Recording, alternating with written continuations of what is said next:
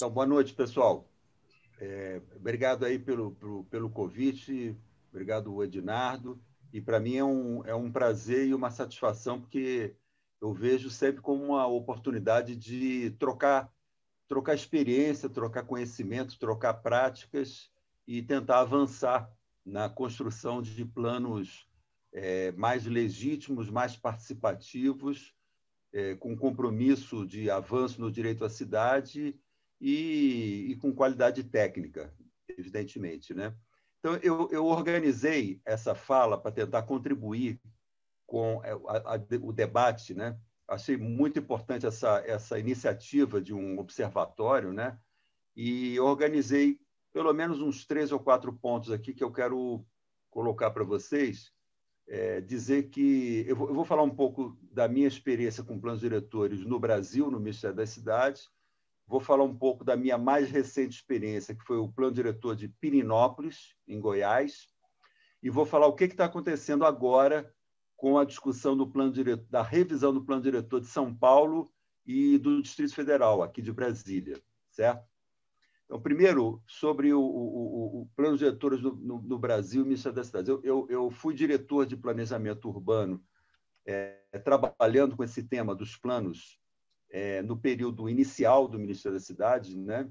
De 2003 até 2008, aproximadamente, né? E lá, além da gente estimular, né, tentar dinamizar a produção de planos diretores no Brasil, muito em função daquela obrigação que o próprio Estatuto da Cidade estabelecia de um prazo, não sei se vocês se lembram disso, tinha um prazo para os municípios elaborarem ou atualizarem o plano diretor com os princípios do Estatuto da Cidade.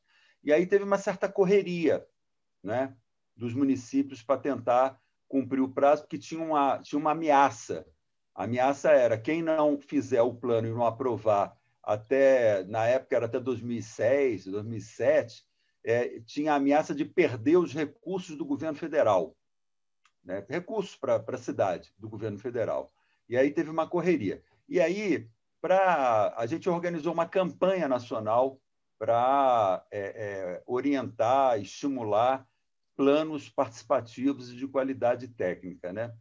E aí, nesse sentido, eu quero primeiro deixar aqui a sugestão para vocês de darem uma olhada em 2 resoluções aprovadas pelo Ministério das Cidades, pelo Conselho das Cidades. Uma é sobre processo participativo nos planos diretores, que é a resolução número 25, de 2005. É uma resolução interessante porque ela coloca aí algumas orientações. Por exemplo, ela fala que é importante que a elaboração participativa ela trabalhe com os diversos segmentos sociais da cidade, com os diversos temas da cidade e com os diversos bairros e territórios da cidade. Então, acho que ela é importante por conta disso.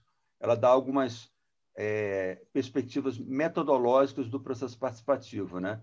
Nesses 3 recortes, né? Segmentos sociais, temas mais importantes. Por exemplo, tem cidades que o tema fundamental é patrimônio histórico-cultural, tem outras que é a questão ambiental, tem outras que é a mobilidade urbana e transporte, tem outras que é a habitação social, tem outras que é o saneamento e urbanização, tem outras que é geração de trabalho, emprego e renda, e tem outras que é isso tudo junto e misturado, né? Então, a resolução 25 fica aqui como uma sugestão de vocês darem uma olhada, porque ela dá diretrizes do Conselho das Cidades. E a outra é a resolução 34, que é uma resolução que estabelece o que é conteúdo mínimo que um plano diretor deve ter. Que conteúdo máximo pode ser tudo. Agora, o que ela estabelece é o que é o mínimo que um plano diretor deve ter para ser aprovado. Então, é muito interessante essa resolução número 34, para vocês darem uma olhada também sobre isso. Agora eu vou falar um pouquinho sobre Pirenópolis, essa minha experiência mais recente, porque Pirenópolis tem algumas referências que podem ser úteis para a discussão, por exemplo, da cidade de Goiás, né? Que a gente chama de Goiás Velho, né? Então, no caso do plano diretor de Pirenópolis, né, a gente trabalhou da seguinte maneira. Primeiro, teve um edital Por que eu trabalhei nesse plano diretor de Pirenópolis? Por quê? Porque o Ministério da Integração Nacional elaborou um edital convidando equipes universitárias para elaborar o plano diretor de Pirenópolis, do município de Pirenópolis. E aí concorreram algumas equipes, e quem ganhou foi a equipe que nós formamos na UNB. E essa equipe da UNB era multidisciplinar. A equipe nossa, que ganhou esse edital, ela tinha a coordenação geral de um professor da Geografia, professor Ney Campos, e eu era o coordenador técnico da elaboração do plano, e tinha professores da FAO, da Faculdade de Arquitetura, especializados em patrimônio histórico-cultural, em turismo, em paisagismo, em habitação e mercado imobiliário, em mobilidade urbana, em questões ambientais, enfim, pessoas com perfis diferentes, né? Teve também a participação de professores da geografia que trabalharam na parte mais cara do plano diretor, que foi a atualização cartográfica. Foi o que custou mais dinheiro, foi elaborar plantas e mapas atualizados da cidade em escalas 1 para 5 mil, 1 para 10 mil, 1 para 20 mil, porque o território de Pirenópolis é imenso, é gigantesco o território de Pirenópolis. Pirenópolis, inclusive, antes era muito maior ainda, ela foi fracionada em vários outros municípios que estão ali em volta, né? Mesmo assim, ela tem uma parte urbana que é mínima, é mais ou menos de 10% do tamanho do território, e uma parte rural gigantesca, né, que sofre processos de parcelamento e problemas ambientais e de especulação de toda a ordem, né? Então, nesse sentido,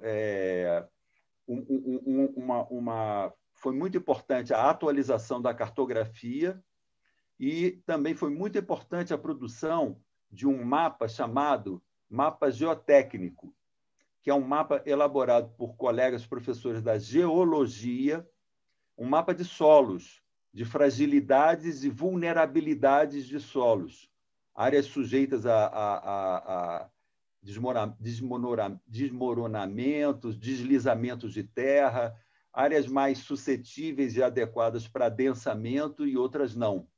Então, o mapa geotécnico, né, que é um estudo de solos, né, bem consistente tecnicamente, bem robusto, ele foi uma base muito importante para o lançamento do macro e do micro zoneamento, áreas com maior ou menor vocação para adensamento e tipos de ocupação diferenciadas na cidade, né?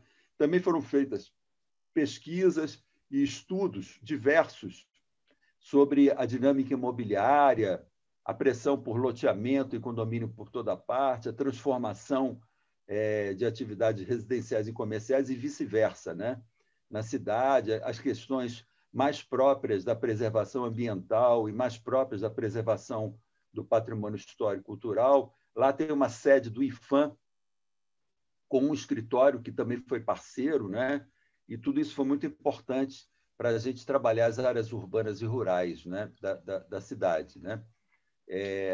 Eu queria comentar também o processo participativo.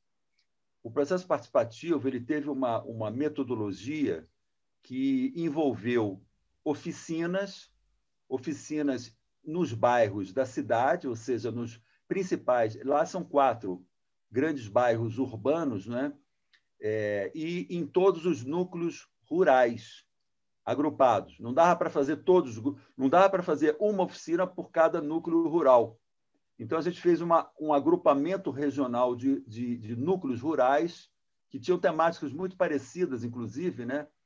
E realizou oficinas temáticas, participativas, em processos em que a gente buscou produzir um diagnóstico participativo, com muita contribuição da maioria dos segmentos, né? Obviamente, com muitas disputas também, e conflitos e contradições na produção desses diagnósticos, né?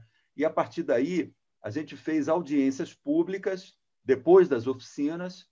As oficinas acumularam a produção e sistematização de sínteses, né, que foram submetidas a audiências públicas e debates, né? Tanto para discutir o diagnóstico, quanto depois foi desenvolvida uma primeira versão de propostas, né, de projeto de lei, e foi novamente submetida a rodadas de oficinas e de audiência pública. Esse processo demorou 1 ano e meio, aproximadamente, né? A gente teve uma importante participação do Ministério Público, lá em Piri, embora ele também fosse muito pressionado pelos interesses dos proprietários de terra e dos incorporadores, dos loteadores imobiliários, não é? O tema do condomínio fechado é fortíssimo. O tema da segunda moradia é um tema muito importante, né? Pessoas que moram em Brasília, em Goiânia, ou até em Belo Horizonte e outras cidades, em Anápolis e outras cidades, e que têm em Pirenópolis a segunda moradia, a segunda residência. E isso tanto na parte histórica quanto nos condomínios que vão sendo formados, avançando em áreas rurais. Então, a discussão, por exemplo, do perímetro urbano, não é? E de novas zonas urbanas era uma discussão pesadíssima e que a gente entrava forte com critérios técnicos, mas tinha uma pressão muito forte para flexibilizar esses critérios e permitir loteamento e condomínio, em tudo, fracionamento de terras em tudo quanto é lado, né? A gente, inclusive, adotou uma categoria de zoneamento muito interessante, que era o de zona urbana de uso controlado, né? Trabalhando com uma série de instrumentos compensatórios, ou seja, fazendo com que os empreendimentos imobiliários não fossem simplesmente interrompidos, mas fossem submetidos a uma lógica da necessidade. Necessidade de quê? De provisão de urbanização nas áreas populares, nos territórios e nos bairros populares, habitação popular, não é? E também de equipamentos e infraestrutura que as áreas populares mais precisavam na cidade. Então, a gente pensou num mecanismo compensatório. Quem quisesse investir, fazer empreendimento imobiliário, não seria simplesmente limitado, mas teria que fazer compensações. Teriam parâmetros e critérios compensatórios para que os empreendimentos viabilizassem recursos, sobretudo para as áreas carentes, vulneráveis e mais frágeis da cidade. E também tentando atender o critério de conservar, garantir a conservação do que eles chamam de galinha dos ovos de ouro, que é o patrimônio histórico e cultural, né? O conjunto de patrimônio histórico e cultural, e também os atrativos ambientais, as cachoeiras, trilhas, etc. e tal, mas tudo numa lógica procurando garantir a médio e longo prazo também recursos para a infraestrutura, a urbanização, a habitação popular na cidade, e para a saúde, para a educação e tudo mais também, usando alguns instrumentos do Estatuto da Cidade.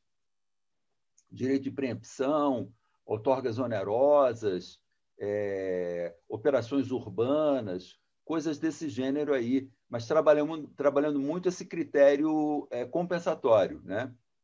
Bom, o Ministério Público, portanto, ele foi até certo ponto parceiro, mas também sofreu pressões de todo lado, né? No final das contas, depois da última audiência pública, depois de 2 anos e meio, ou quase 3, a última audiência pública, fizemos várias audiências na Câmara Legislativa com os vereadores da cidade, e essas audiências eram abertas. Participavam os vereadores, mas participavam as lideranças principais de todas as áreas da cidade. O prefeito, a nosso pedido, compôs um comitê, uma comissão gestora do plano, com representação de todos os setores, principalmente os setores mais interessados na valorização imobiliária.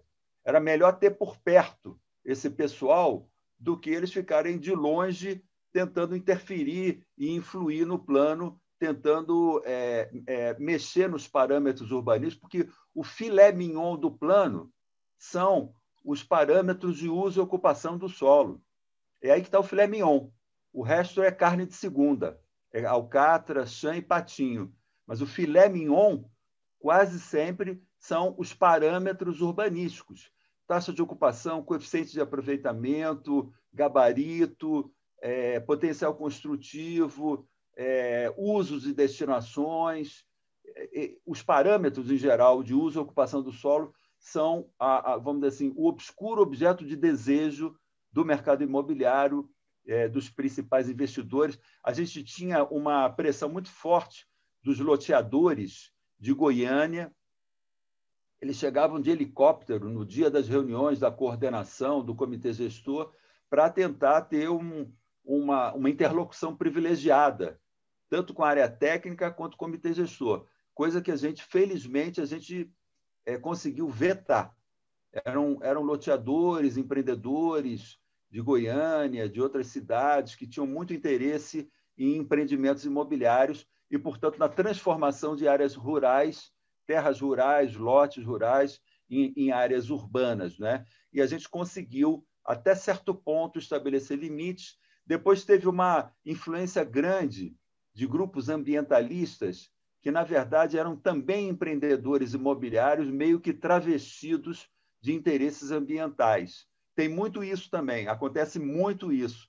Se usa muito, se apropria muito do discurso ambiental, ambientalista, se apropria muito do discurso patrimônio histórico-cultural para atravessar interesses privados, interesses de valorização imobiliária e fundiária de pedaços da terra, pedaços diferenciados da cidade. Então, as pressões são por todo lado nesse sentido, né?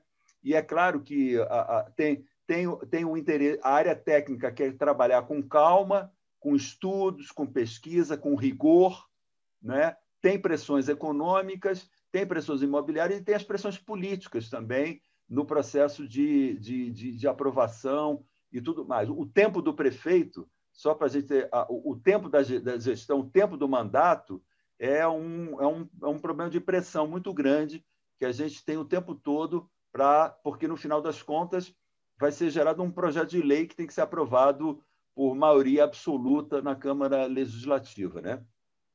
Agora, só para finalizar, um comentário sobre o que está rolando na revisão do Plano Diretor de São Paulo e aqui de Brasília, do Distrito Federal. Lá em São Paulo, foi criado um comitê que se chama... Como é que se chama?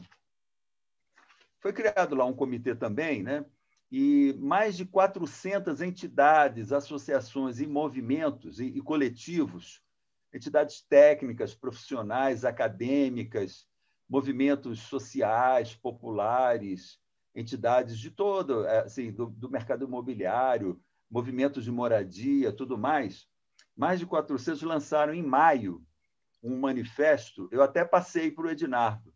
Eles criaram lá uma frente chamada Frente São Paulo pela Vida e pela Proteção da Vida, e lançaram um manifesto que pedem o adiamento da revisão do plano diretor por conta da pandemia e das dificuldades de reuniões presenciais, e eles propõem concentrar energia e esforços para implementar, ao invés da revisão do plano diretor, uma agenda emergencial, que eles chamam de defesa e proteção da vida, principalmente das comunidades periféricas, onde está graçando a pandemia, né, e o desemprego por conta da pandemia também, né? E essa discussão está em andamento lá. Aqui no DF, o governo criou um comitê gestor formado aparentemente por entidades, movimentos, etc. e tal também, né?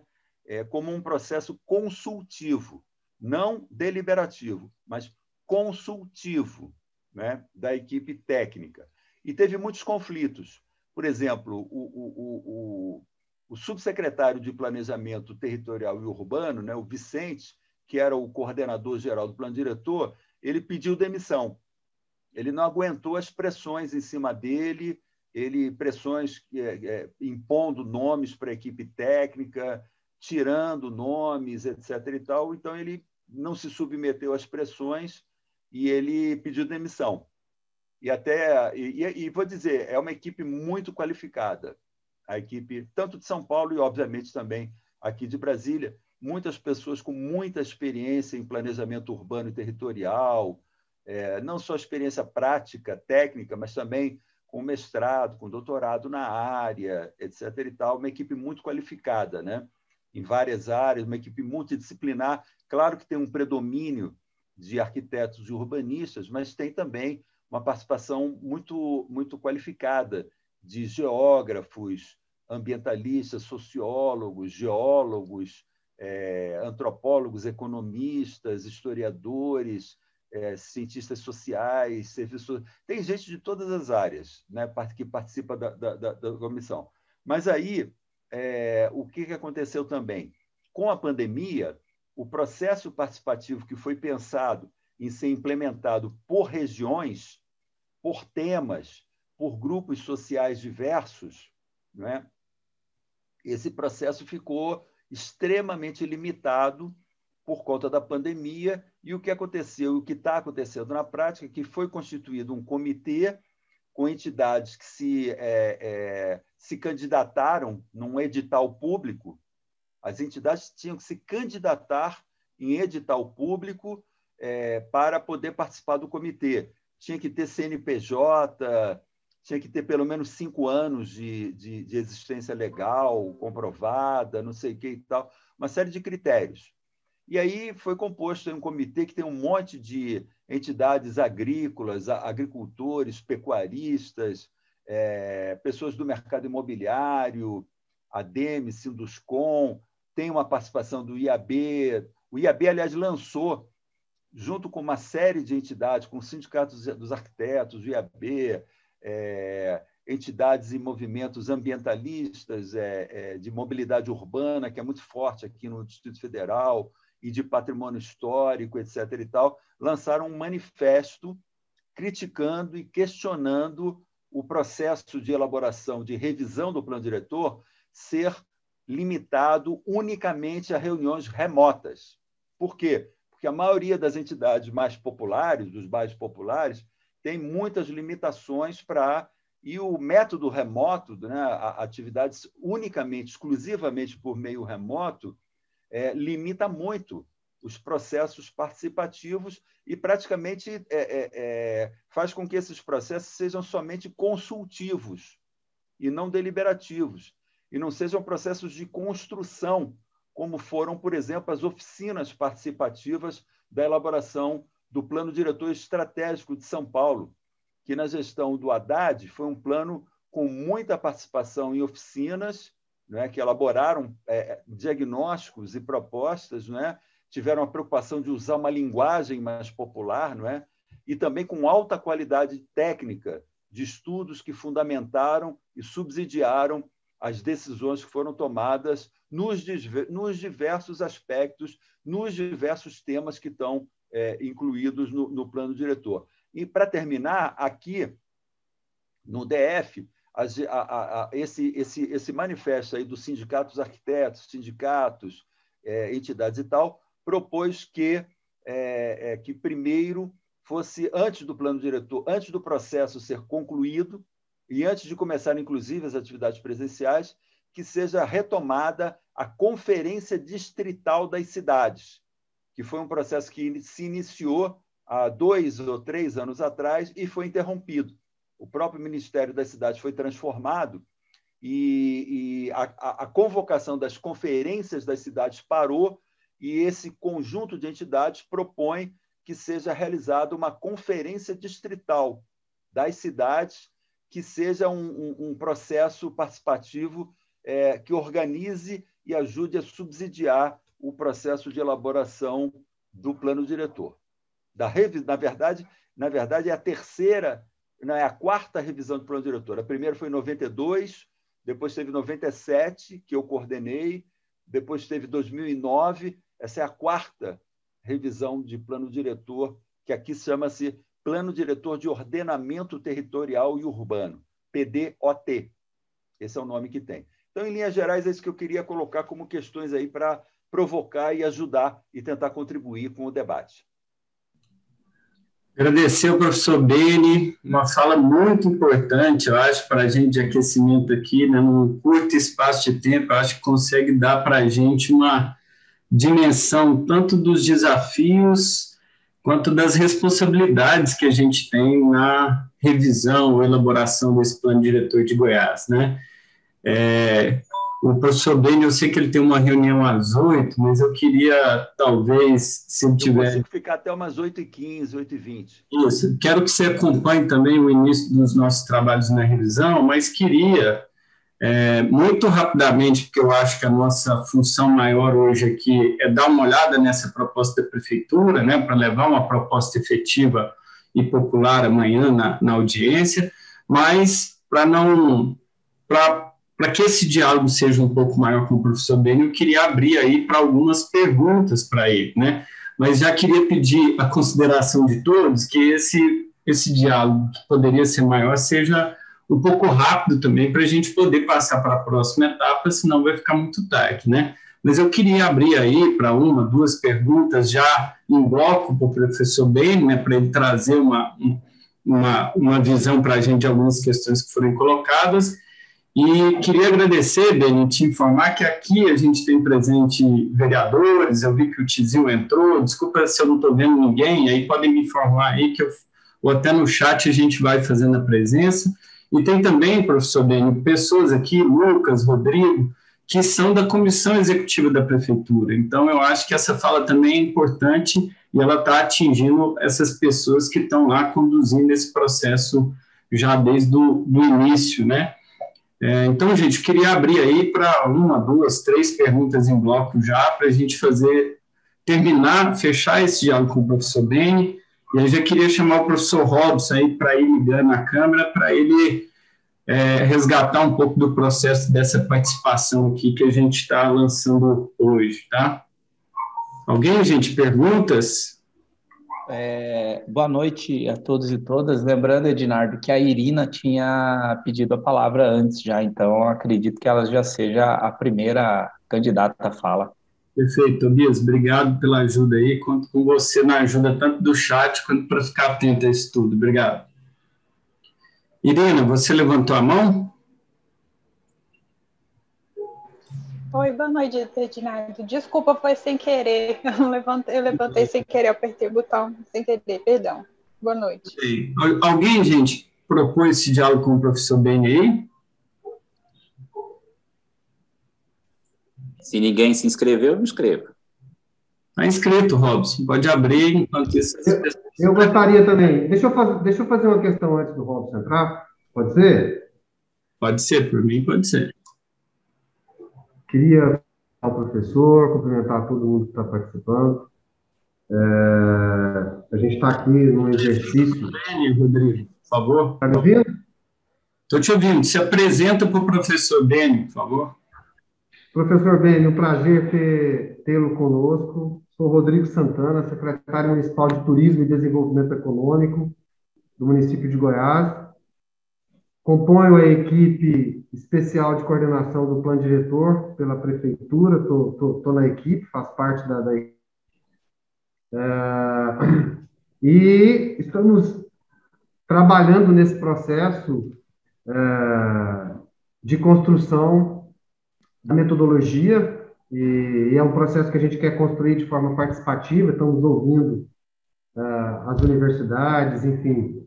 Construímos hoje, mais cedo, uma reunião em que a gente avançou muito, recebemos colaboração de várias instituições que estão participando com a gente de uma comissão que a gente está chamando de comissão técnica ampliada, ou comissão de apoio técnico, enfim.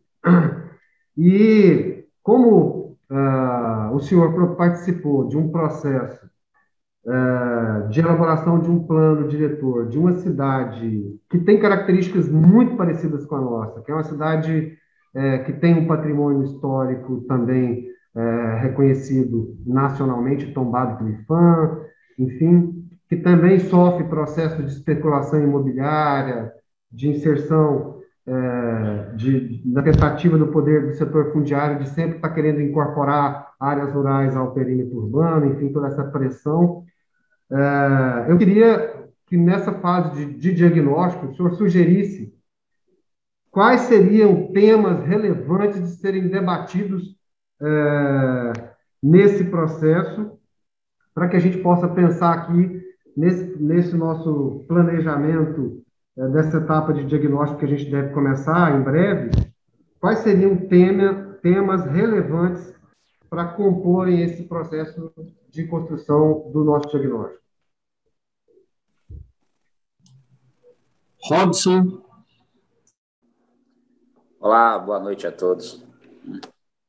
Eu sou o Robson, sou geógrafo, trabalho aqui na Universidade do Estado, campus Cora Coralina, que é o campus da UEG aqui na cidade de Goiás.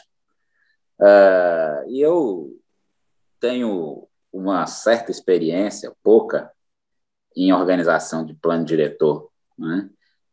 E nesse processo da experiência, da minha vivência, sempre tem, é evidente que são inúmeros os conflitos, mas sempre tem um conflito que eu queria explorar a vivência e a experiência do professor Beni, para, a partir da experiência dele, compartilhar conosco como é que ele vivenciou isso, que é o conflito entre a Conferência Municipal e a Câmara de Vereadores, né?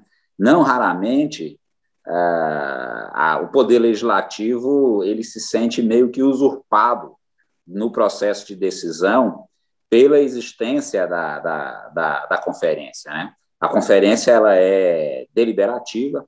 Se nas comissões criadas pelo Executivo, ele pode, é prerrogativo do Executivo, né, ele estabelecer o processo consultivo ou até mesmo deliberativo, mas no caso específico da Conferência, não. A Conferência, por força de lei, ela é deliberativa. E ela é deliberativa num espaço que não está no Poder Executivo e que também não está no Poder Legislativo, né? Queria ver na experiência do professor como é que foi vivenciado ou se houve esse tipo de tensionamento e conflito. Mais alguém inscrito, gente? Se não, eu vou sugerir a gente passar para... Ednardo. Fica à vontade, Tizio. Ednardo, posso... Também se apresente para o professor Beni, por favor, Tizio, e fica à vontade. Perfeito. Tá dando para me ouvir? Perfeito?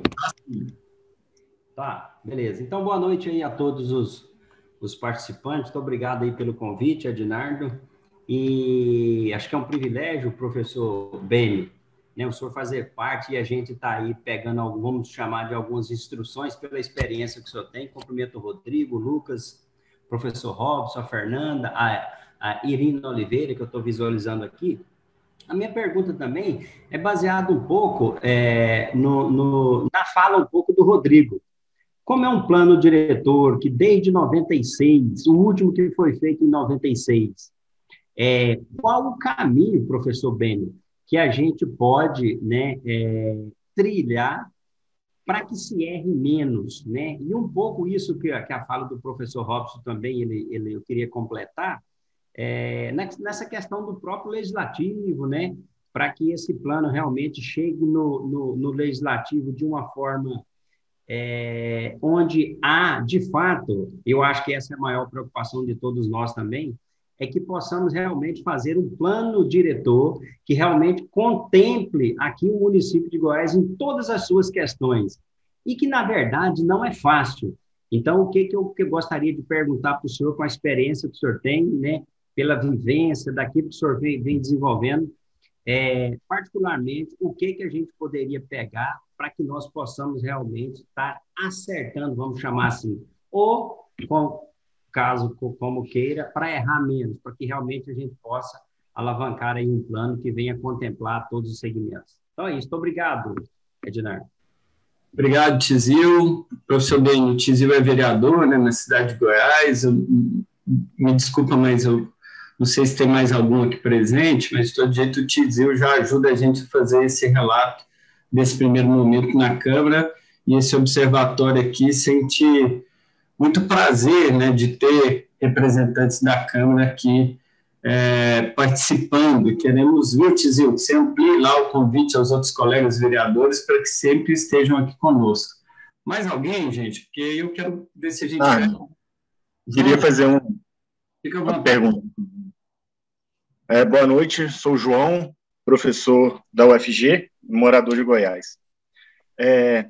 Professor Beni, você falou de 2 anos e meio, né, da realização do plano diretor, né, das conferências e tudo mais, do plano diretor de Pirenópolis, né?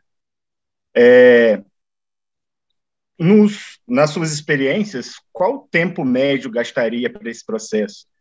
Teve algum porquê, alguma particularidade para esse prazo, para isso acontecer nesse período em Pirenópolis? E o que você acha que seria um tempo adequado para a realização do plano? Obrigado. Que a gente posso fechar e a gente passar para a fala do professor Beni, que a gente tem um desafio grande hoje ainda, que né, encaminhar questões da metodologia para a audiência amanhã. Ok? Edinardo? Pode falar, Wellington. Não, só escrever a palavra, não dou conta, viu? Pode falar, Wellington. Só para completar a pergunta do João, qual seria o tempo razoável, e considerando que a gente está no meio de uma pandemia, né? Que as audiências, né? As reuniões, os grupos de trabalho sofrem certas restrições para estarem sendo de forma presencial. É só isso. Obrigado, Wellington. Então, vou fechar agora, gente. A gente passa para o professor Beni fazer esse bloco de respostas e depois a gente vai para o outro exercício, que é olhar a proposta da prefeitura com os destaques já colocados, né, e recebendo outros destaques nesse momento aqui, tá bom? Obrigado a todo mundo que participou. Se tiver outras questões, gente, talvez a gente vai colocando no chat e talvez eu dialogue com o professor Beni depois, com uma forma que ele possa contribuir também para além desse momento, se ele tiver disponibilidade. Obrigado, Beni. Com você a palavra. Bom, estão me ouvindo? Eu agradeço aí as questões colocadas e vou tentar, pelo menos, dialogar um pouco com elas, né? Primeiro, a questão colocada pelo secretário Rodrigo, né? Eu quero logo de cara dizer para o secretário que quem abrigou a elaboração do plano diretor de Pirenópolis, o abrigo institucional, foi o Centro de Excelência em Turismo da Universidade de Brasília. Então, até pelo apelo, pela importância que o tema do turismo tem no processo de elaboração do plano diretor do município, né? Não foi um plano diretor turístico, mas foi um plano diretor municipal onde a temática do turismo teve uma presença muito importante, muito significativa, né? Foi elaborado no âmbito do Centro de Excelência de Turismo, né? A pergunta sobre temas, os temas, em geral, eles são tanto propostos pelas equipes técnicas e pelos gestores da cidade, como também são propostos pela própria comunidade organizada, né? Pelas entidades, os movimentos, os coletivos, enfim, as formas organizadas que a sociedade tem, não é? Mas eu listei aqui pelo menos 6 que têm uma tradição de comparecerem na maioria dos planos diretores, que são, primeiro, o tema da habitação para diferentes faixas de renda. Ou seja, a habitação não exclusivamente para uma, mas para as diferentes faixas de renda. Como prover, como facilitar, como viabilizar. E, inclusive, junto a esse tema da habitação, tem um tema geralmente agregado a ele, que é o tema da regularização fundiária do município. Ou seja, um esforço para que o plano diretor possa trazer para a legalidade atividades que são informais ou até mesmo clandestinas, porque trazer as atividades para a formalidade, a legalidade, inclusive facilita, viabiliza acesso a crédito, a financiamento para muitas atividades, tanto residenciais quanto comerciais, quanto institucionais, etc. Então, esse é um primeiro tema que tem uma presença, geralmente, até porque a maioria do uso do solo no município é residencial. No mínimo, 65% do solo é ocupado pela atividade residencial, e às vezes até mais. Então, daí o destaque que tem o tema da habitação, a moradia para diferentes faixas de renda, eu insisto, né? E junto também o tema da regularização fundiária da cidade. O segundo tema que geralmente tem uma presença muito destacada é o tema da mobilidade. Antigamente a gente chamava de transporte, e atualmente se amplia o conceito para mobilidade, no sentido de que tem a mobilidade, o transporte público, o transporte coletivo, mas tem também a mobilidade ativa, né? A pé, de bicicleta, de outros meios, né? E tem, sobretudo, o grande desafio, que é a integração intermodal, que é a integração entre os diferentes modos de mobilidade, diferentes modos de transporte e de circulação na cidade. E, sobretudo, a qualificação, né, para essa integração acontecer, né? Inclusive, em cidades de médio porte, o meio que mais vem crescendo é a motocicleta. E, geralmente, junto com a motocicleta, vem um número muito grande de acidentes, de problemas de saúde derivados. Isso é uma tendência que acontece em grande parte em municípios de médio porte no Brasil, e de grande porte também, eu diria. O terceiro tema é um tema que está associado a saneamento, meio ambiente e urbanização. Está ligado à infraestrutura da cidade, está ligado à água, redes públicas de água potável, está ligado a redes de coleta, tratamento e destinação de esgoto, mas também está ligado a temas de drenagem pluvial e também, em alguma medida, de coleta seletiva, tratamento de resíduos sólidos, aterro sanitário, etc. Esse é o terceiro tema muito importante. Um quarto tema que também é indefectível é o tema do trabalho, da geração de renda e emprego. Trabalho, não necessariamente geração de emprego, até porque no Brasil hoje o emprego informal, a uberização, a atividade informal, é praticamente metade da população economicamente ativa, né? Então, é por isso que a gente geralmente chama o tema de trabalho, geração de oportunidades de trabalho, renda e emprego. E isso não parece não, mas tem tudo a ver com o uso e ocupação do solo, tem tudo a ver com o ordenamento do território, não é? O maior estímulo ou menor a alavancagem da cidade, até porque, em geral, todo mundo vê a questão da economia urbana como atração de investidores, atração de capitais, atração de investidores, quando a própria cidade é ela mesma um grande manancial de geração de valorização e de captura dessa valorização imobiliária pelo poder público para poder gerar recursos para investir na infraestrutura, nos serviços, nos equipamentos urbanos. Então, esse tema do trabalho, geração de renda, emprego, também é um tema muito permanente na maioria dos casos, né? Outro tema importante também, no caso aí da cidade de Goiás, como foi de Pirenópolis, é o tema do turismo associado também ao patrimônio histórico e cultural.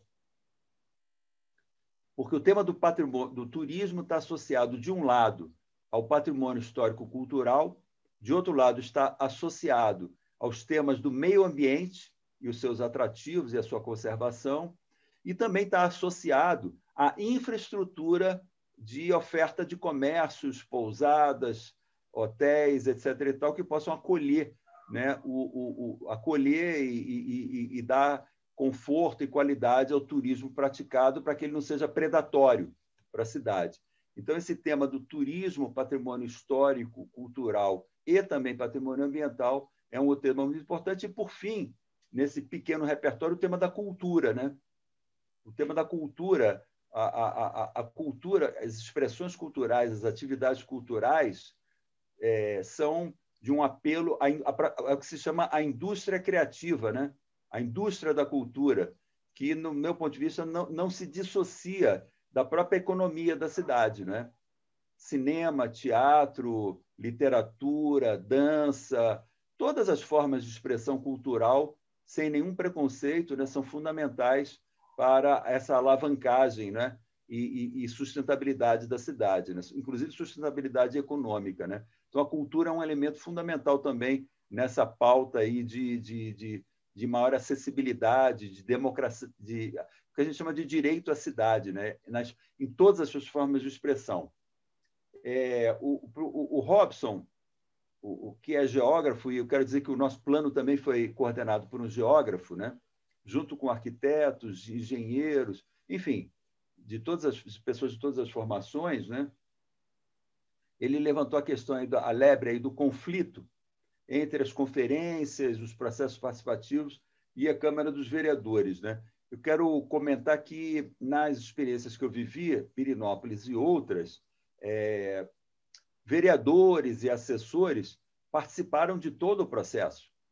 Como, em última análise, a aprovação tem que ser feita como projeto de lei complementar, o plano diretor não é lei ordinária, é lei complementar, não é? Ou seja, não basta ter uma maioria simples, né? Precisa ter a maioria qualificada para poder aprovar. Então, vereadores e assessores participaram de todo o processo, em todas as etapas, do diagnóstico ao processo propositivo, né? E, da mesma maneira, as entidades, as lideranças, os movimentos, etc., participaram de todo o processo na Câmara Legislativa também, né? Então, é uma via de mão dupla, não é? Inclusive, tinham vereadores que participaram do comitê gestor do plano lá de Pirenópolis, né? Vereadores antigos e vereadores mais atuais, porque nem todos os vereadores têm, não vou dizer interesse, quase todos têm, né? Mas assim, uma capacidade de contribuir especificamente com assuntos que exigem uma certa capacitação de planejamento e de gestão urbana, nem todos têm, né? Mas é importante a maior participação possível, sem nenhum tipo de preconceito, sem nenhum tipo de propriedade de especialistas, né? O vereador Tizil, também agradeço aí a sua colocação, né? Ele faz uma provocação muito interessante, né? Um caminho para errar menos, não é para acertar mais, para errar menos, né? Eu diria o seguinte, na minha modesta experiência, não há fórmula pronta e acabada que possa ser ideal para todos os planos e para todas as cidades. Não existe fórmula ideal. Eu diria que cada caso é um caso, né? Cada caso, inclusive, constrói a sua própria fórmula, o seu próprio método, de acordo com as suas condições locais, né? De acordo com as suas condições específicas, né? Mas, de modo geral, eu diria que, para errar menos, é muito importante uma presença e um acompanhamento permanente em todas as etapas do legislativo, e não só na etapa final, de receber um projeto para analisá-lo, para tramitar em comissões e passar por análises e receber emendas, etc. e tal. Para errar menos, quanto mais a presença do legislativo se fizer do início ao fim, ao longo de todo o processo, eu acho que se dá mais legitimidade técnica e participativa para o plano, né? É claro que isso, por si só, não garante a qualidade técnica. A qualidade técnica, ela demanda conhecimento, demanda interesse, demanda dedicação, demanda, inclusive, disponibilidade de tempo para trabalhar. Porque, se não tiver tempo e se for apressado e ir na base da pressão, não há qualidade técnica que resista, porque no solavanco não sai. Não é como aquele carro que pega no tranco. O plano diretor não pega no tranco e não se compra pronto também, né? Ele é elaborado de uma maneira minuciosa, com qualidade técnica e com qualidade participativa em cada uma das etapas. O método é muito importante, mas a presença permanente, do começo ao fim, é muito importante aí do Legislativo, do Ministério Público também. E acho que outros elementos importantes também são transparência, publicidade, divulgação, para ter qualidade e consistência técnica. Quanto maior divulgação, quanto maior transparência, quanto mais a sociedade, a comunidade, em todos os segmentos e com todas as linguagens possíveis, conseguir entender o que está sendo feito, melhor. Melhor, se erra menos. Eu me lembro de discutir o plano diretor de Barbacena, Barbará, cidades históricas de Minas, né, que também tem um patrimônio histórico-cultural muito expressivo, né? Diamantina. Eu me lembro que numa delas, foi em Diamantina, o prefeito ficou empolgado com a linguagem mais humana e acessível, popular do plano diretor, e ele disse o seguinte: olha, esse plano diretor ele é tão simples e tão fácil que até eu entendo. E se eu entendo, qualquer um é capaz de entender. E ele era um cara humilde, assim, o prefeito, né? Um cara humilde, morador da cidade, com muita legitimidade. E ele dizia: eu tenho que entender o plano diretor inteiro, porque se eu não entender, ninguém mais vai entender. Então, essa preocupação em transparência, divulgação, publicidade e linguagem acessível, né? Usar recursos de ilustração gráfica, tem que ser bonito graficamente, para não ser um documento tecnocrático. Tem que ser bem feito, bem elaborado, até artisticamente, né? Para mim, o Plano Diretor de São Paulo deu um banho nisso. Fez uma cartilha sensacional, que qualquer pessoa entende e é agradável. Não é chato, porque todo plano é chato. Geometricamente, a gente diz que uma coisa é plana quando ela é chata. Ela é apoiada em 3 pontos, é um chato. É um plano. E, em geral, todo plano é chato. Para ele ser menos chato e, portanto, errar menos, ele tem que ser mais acessível, mais transparente, mais divulgado, na minha opinião, né? E isso tem que passar por todos os bairros, todos os segmentos, né, culturais, econômicos da cidade, etc. O professor João, da FG, levantou uma questão que nem com a ajuda dos universitários a gente responde, que ele perguntou sobre o tempo médio de duração, e eu diria o seguinte, meu colega professor João, o tempo médio, é claro que tem pressões de todo lado. A maior pressão de todas é o mandato, né? É o mandato da Câmara Legislativa, é o mandato do prefeito. Essa é a maior pressão de todas, né? Tem outras pressões também que geralmente são econômicas, né? Que é empreendimentos que estão pressionando aí para serem colocados no mercado, coisas do gênero. Também colocam pressão, uma verdadeira panela de pressão. Vocês se preparem. Uma panela de pressão que é colocada, né? Mas é claro que o tempo médio ele depende da disponibilidade de capacidade técnica para trabalhar. Tem que ter uma equipe boa, com um número razoável e multidisciplinar para poder trabalhar. Sem ter equipe, vai ter a alternativa acaba sendo contratar consultoria externa. Não estou dizendo que isso é um crime, não. Estou dizendo que, para melhor qualificar a gestão do município, quanto maior a equipe técnica local envolvida, melhor, né? E, de preferência, com dedicação exclusiva, dedicação integral à elaboração do plano e aberta a contribuições da sociedade, da comunidade, em todos os segmentos, em todos os bairros, não é? Então, depende da disponibilidade de capacidade técnica e, outra coisa importante, depende da disponibilidade de documentos, depende de mapa, cartografia atualizada. Isso aí é imprescindível. E o plano é uma oportunidade não só de atualizar a lei de uso e ocupação do solo, atualizar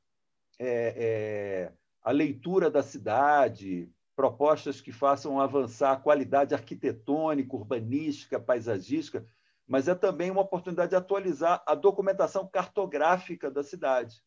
Eu não sei em que pé que está na cidade, no município de Goiás, mas é muito importante tirar partido do plano para atualizar essa cartografia, e a cartografia é básica, porque tudo tem que ser mapeado, espacializado, cartografado, porque os documentos não podem ser só textos, né? E quanto mais imagem, melhor também, viu? Mapa, documento técnico,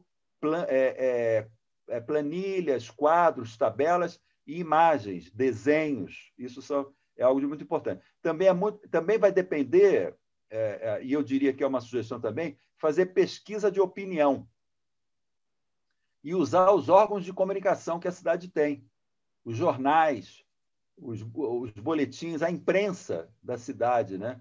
Trabalhar com a imprensa da cidade para ser um interlocutor, uma estratégia de divulgação do plano, não só de divulgação do que se pensa, mas do que se quer, da cidade que se quer também, né? De fazer pesquisa de opinião também, né? E de mobilizar a cidade, a comunidade para contribuir para a participação. E, por último, a questão do Wellington, aí sobre a pandemia limita.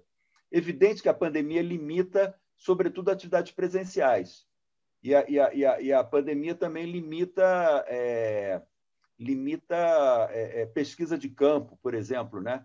E é muito importante, é muito interessante quando equipes de estudantes... É uma boa oportunidade para montar equipe de estudantes da UFG e de outros, né? Mas principalmente da UFG, e equipes de estudantes da UFG para trabalharem no plano, fazendo, por exemplo, amostras de opinião sobre os principais problemas da cidade, para circular um pouco por aí. Eu sei que na pandemia é difícil, mas pode-se pensar em estratégias para isso. Eu acho que o trabalho dos estudantes da universidade é muito importante para ajudar, e é uma contribuição, inclusive, que é formativa, né? Do ponto de vista profissional para os estudantes, né? E não só da arquitetura, da engenharia, da geografia, mas de todas as áreas de conhecimento, né? Acho que é muito importante, né? E outra coisa também é que, na pandemia, podem ser feitos, como estão sendo feitos, tanto aqui no DF quanto em São Paulo, muitos temas podem e devem ser trabalhados, né? E podem ser discutidos por meio remoto também. Pode-se fazer seminários, conferências específicas, debates sobre temas específicos, convidar especialistas. A pandemia com o meio remoto está permitindo convidar. Por exemplo, eu não teria condição de participar e de contribuir com esse debate se não fosse o meio remoto. Dificilmente eu ia ter condição de tempo, modestamente, dificilmente eu ia ter condição de tempo para dar uma esticada em Goiás para participar. E por aqui dá, meio remoto dá. Inúmeros especialistas, muito melhores do que eu, muito mais competentes e capazes do que eu, podem ser convidados e devem ser convidados por vocês para fazer lives, debates específicos, temas específicos. Todos esses temas que eu falei aqui, por exemplo, né? Cultura, turismo, meio ambiente, patrimônio histórico-cultural, mobilidade, transporte, questões de gênero, questão racial, questão da juventude, questão dos idosos na cidade, questão LGBT, todos os temas, pode ser habitação, todos os temas podem ser convidados especialistas que podem fazer debates remotos aqui, lives, né? E isso pode ser transmitido, inclusive, para toda a cidade. Se utilizar de... Hoje em dia tem esquemas, YouTube, tem N formas possíveis. Então, a pandemia ela limita, mas não impede, não interrompe o processo participativo. Ela coloca elementos novos, né? E aí exige um calendário próprio, vai exigir um ajuste de acordo com o método, de acordo com a metodologia, de acordo com o alcance, a extensão do plano. Em geral, o plano é para área urbana e área rural. Então, o conjunto de temas é praticamente infinito, mas aí é preciso se estabelecer limites e parâmetros, porque senão também não termina nunca, né? A gente sabe quando começa e não sabe quando termina, né? Então, é muito importante ter esses parâmetros e usar do conjunto desses recursos hoje disponíveis para não só elaborar um plano diretor que erra menos, e que busca contribuir, porque é um plano, no mínimo, para durar 10 anos, para ter vigência por 10 anos. Então, é melhor gastar mais tempo agora para ter um instrumento que, de fato, não fique para as prateleiras, para as gavetas, mas que tenha eficácia, seja, de fato, aplicado. E, para ser aplicado, ele precisa ser simples, prático, conhecido por todos, de preferência por todos, até para fazer um manualzinho prático, né? Saiba usar o seu plano diretor em benefício dos seus direitos de cidadão, cidadã, de morador, de moradora, né? Bem, muito obrigado por todas essas considerações, viu? Eu vou te dizer que eu tenho conversado menos com você do que eu precisava, inclusive para a minha tese, e há quem vai pensar aqui que eu te pautei nessa fala aqui, porque tem muita coisa em consonância com tudo que a gente vem conversando nessa última semana, né? Murilo, Robson, todo mundo que está participando sabe que, inclusive, as resoluções que você citou, 25, 34, vão estar presentes nas observações que a gente fala sobre, que a gente vai começar a trabalhar agora sobre a metodologia da prefeitura. Então, eu queria te agradecer, né? Foi um tempo maior que a gente ocupou do que a gente tinha pensado, mas esse tempo vai fazer com que a gente não precise ficar justificando várias das coisas que a gente vai colocar agora como destaque nesse trabalho que a gente vai começar agora, porque você já fez esse trabalho para nós sem ser pautado. Eu só falei assim, bem, fala da sua experiência e sobre o plano diretor participativo.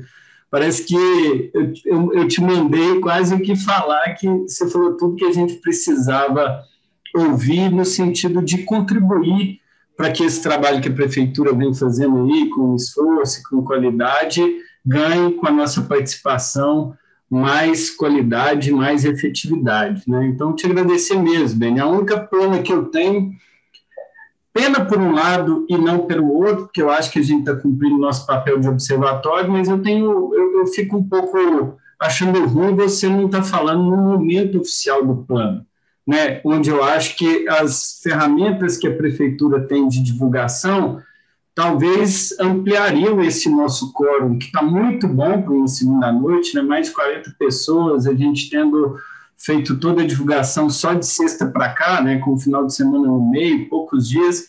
Então, acho que é um quórum efetivo, mas eu acho que com todos os mecanismos que a prefeitura tem, talvez se sua fala fosse no momento oficial, atingiria mais pessoas ainda da cidade de Goiás e com diversidade, inclusive, de pessoas maior do que nossas redes podem alcançar, né? Então, a única pena que eu tenho é isso mesmo, mas te agradecer mesmo, de coração aqui, em nome desse coletivo aqui que tem organizado esse lançamento do fórum hoje. Viu? Muito obrigado mesmo, Beni. Pessoal, vou me despedir para sair, desejando a vocês um bom trabalho, um trabalho muito estimulante, que seja muito gratificante também, né? Até individualmente gratificante para vocês, né? Estou vendo aqui Isadora, um abraço, Isadora. E quero dizer que eu estou à disposição para outras etapas, para outros temas, ou para aprofundamento de um tema específico. Eu me coloco aí à disposição em tudo que eu puder ajudar nas próximas, enfim, nas próximas etapas aí. E, com certeza, eu sou uma espécie de colaborador absolutamente gratuito. Só quero tentar oferecer algum tipo de contribuição. Eu espero que contribua mais do que prejudique, né? Gente, um abraço, boa noite e um excelente trabalho para vocês. Obrigado, Beni.